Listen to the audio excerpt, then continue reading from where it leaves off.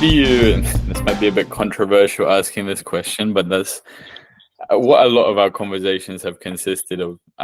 What are your thoughts on Gaddafi and his dream for a united Africa? Gaddafi.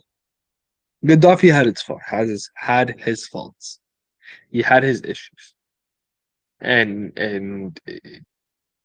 the one thing that nobody will ever deny is that Gaddafi loved his people.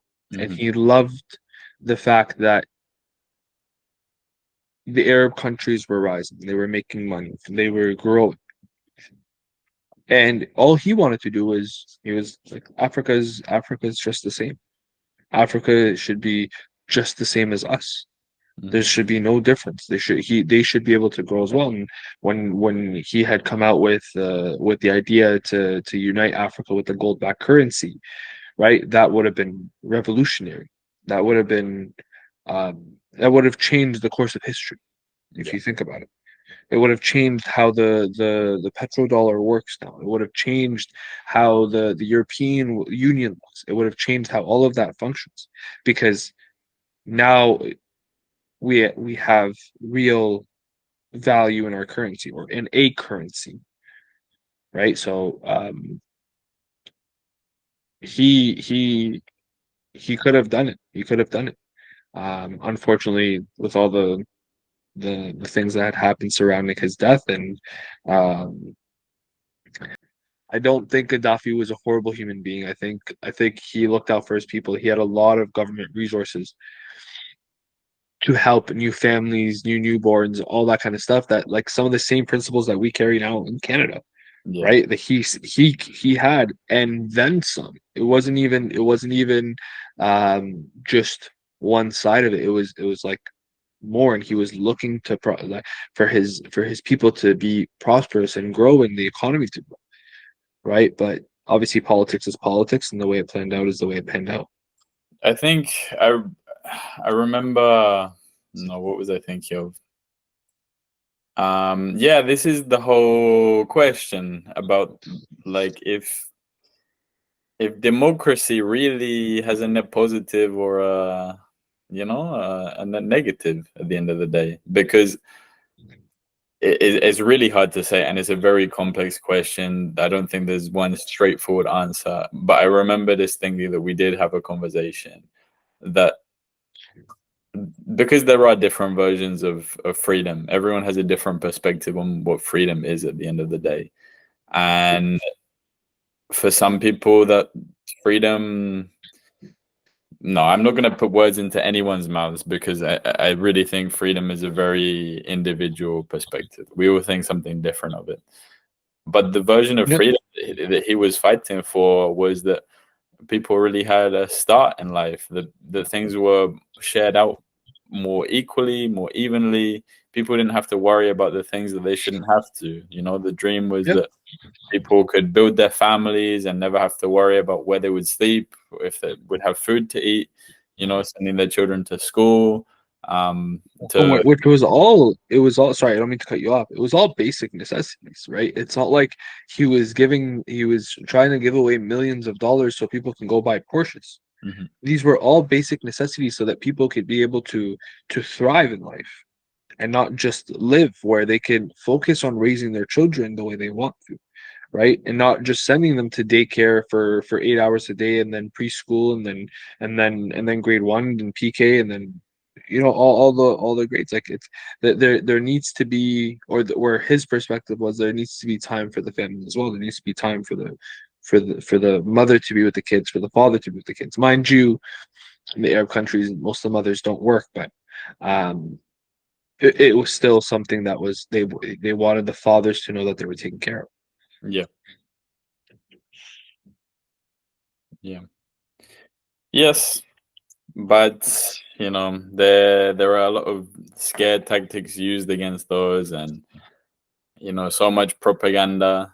I think that came from, I don't know which era specifically, but I guess post World War II, and I mean beyond that time, from the States, the whole anti-communism, giving people things, making sure their citizens are taken care of is considered Mhm. communism and socialism, and it is dangerous and scary. Unfortunately, this is See, the picture that's been painted now. exactly. And don't get me wrong, I don't think communism works. I don't think socialism works. It doesn't exist. I think what works is a hybrid of all. Maybe democratic socialism or Mhm. democrat or communist socialist democrat or not democrat, sorry. Um sorry, no words. With socialism and communism and democracy, I think you need a balance at a certain point. You need to have your people taken care of, but they also need to be able to work. They also need to know the value of what they're doing. They also need to be able to be prideful in who they are. Are they going to stand to their word? Or are they going to find ways to cheat the system? Mhm. Right? I think that's what it really comes down to, where it's if you want this like this one world peace and everybody's in peace and everyone loves each other and everyone's good, it has to be like a beehive. The bee, when it's in the nest, does not think of just itself. Yeah. It thinks of everything but itself. If it's a worker, it works. If it's a soldier, it watches. If it's one of the ones that look after the eggs, then that's what it does. Right? Each one has its job and each one does its job without looking at like, oh wow, look at her. Look at that bee. She gets to be with the queen bee.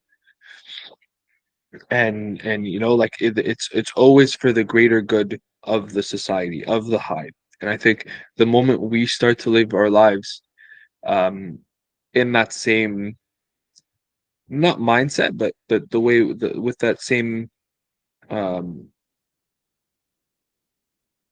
philosophy is when we will have peace, is when we will have oneness, and we will be able to sing lullabies and kumbaya and sing around the campfire. It's that, but other than that, we will never be able to achieve peace. We'll never be able to achieve a peaceful society or a good society or a prosperous society because everyone's just going to be going out to get themselves. It's whatever works for themselves. Like Mhm. consumerism is the most me, where it's I need this now. And I need to go to the store, I need to buy it right now because I need to wear this tomorrow. Because how can people see me without this? Or how can I live without this? It's that readily available, quick, easy, and it goes back to what we were saying with quick fixes, right? Mhm. Like in the dopamine rush. It's people want that right away where it's TV broke, okay, let's go to Costco. You can go to Costco, you can buy a 75-inch TV for under $1,000, right? Or where back in the day, a Panasonic TV 42-inch would be $1,500, Yeah. Yeah. right? People, yes, its technology has gotten cheaper, but people have also gotten so easy to like, it's okay, throw it out, get a new one, throw it out, get a new one, throw it out, get a new one. Back in the day, everyone used to fix things. Used to, okay, the washing machine's broken. Let's find the part that needs to be replaced. Now it's all about okay, it doesn't work, throw it out. I just I always feel so lost about like where we changed as a society, where we went wrong, because I feel like both of us, you're still in your 20s, right? You're late Yeah, 20s. yeah, late Uh, 20s. so obviously in your life you've seen that change a lot, and even in my life, I was born in Yeah, 2000, and the first 10 years of my life were very distinct from the ones preceding. yeah. Obviously there were some big factors there. The availability of phones. I grew up, like I say, the first 10 years I didn't have a phone. I Mhm, had some technology, I had some game systems, but my life wasn't focused around technology. After school, we went to the park, we played with friends. Like, it was still very social. We didn't have our faces glued to the screens. mhm, But then when I entered into secondary school, it's like, okay, everyone has a phone, and now you're starting to use it more, and then it's like it's just blown up. In the last 5 years, we can barely go 5 minutes without looking at a screen. you Yeah. know? Because I And think, and you even look at kids now. Sorry, continue. I keep cutting you off. what I think I was just the point I wanted to get at was, like you were saying, we built this world together. Fundamentally, we built this world together, and now we have a total disconnection from that. We have our self-interests at heart. We live our lives in such selfish ways. Like, for example, you're talking about the immediate, um, the convenience of Amazon, for example. By us ordering things from Amazon, it's like, how people are literally suffering working for Amazon. These people can't fucking take a break to go and piss because they get penalized for it. These people are working in uncomfortable positions for minimum wage, being squeezed from the guy at the top, and the people at the top are making all the money, and then this little guy at the bottom is just doing the job he has to survive. Yeah. And by us consuming, by saying, okay, I need this tomorrow or today, even maybe, like, we're contributing to that. We're all guilty of it in some way or another.